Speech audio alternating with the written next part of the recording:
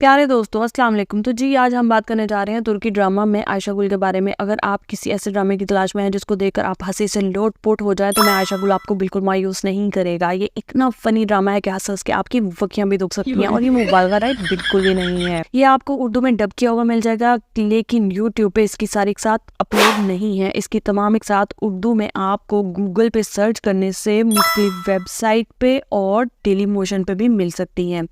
इसकी कहानी के बारे में बात करें तो बहुत यूनिक और पाकिस्तानी ड्रामों से बिल्कुल हटके कहानी है, जो एक छोटे कद की थोड़ी मोटी सी और यतीम लड़की है, खूबसूरत है और इसके माँ बाप इसके लिए खूबसूरत घर छोड़कर कार एक्सीडेंट में वफात पा चुके हैं। इसके दोस्त धोखे से इसका घर बेच देते हैं और वो सड़क पे आ जाती है। एक फिल्म स्टार वो घर खरीदता है जिससे आयशा गुल हादसाती तौर पर एक बार मिल चुकी थी और अब इसकी मिन्नतें करती है कि इसे इस घर में रहने दे, घर इसको वापस कर दे।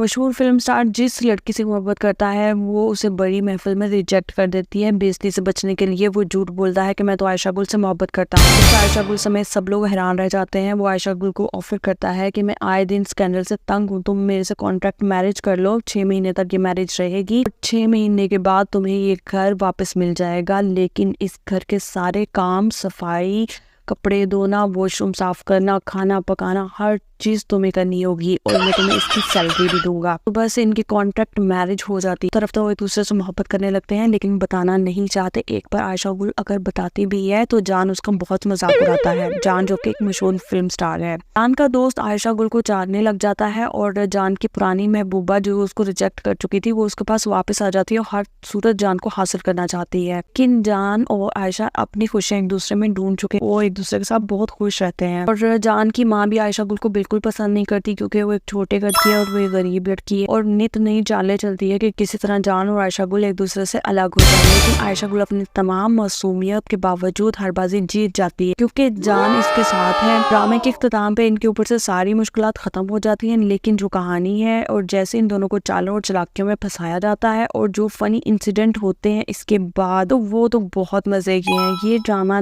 देखें कि ये ड्रामा आपको हंसा हंसा के कर देगा पागल। ये चैनल को सब्सक्राइब करना मत भूलें। अपना ख्याल रखें।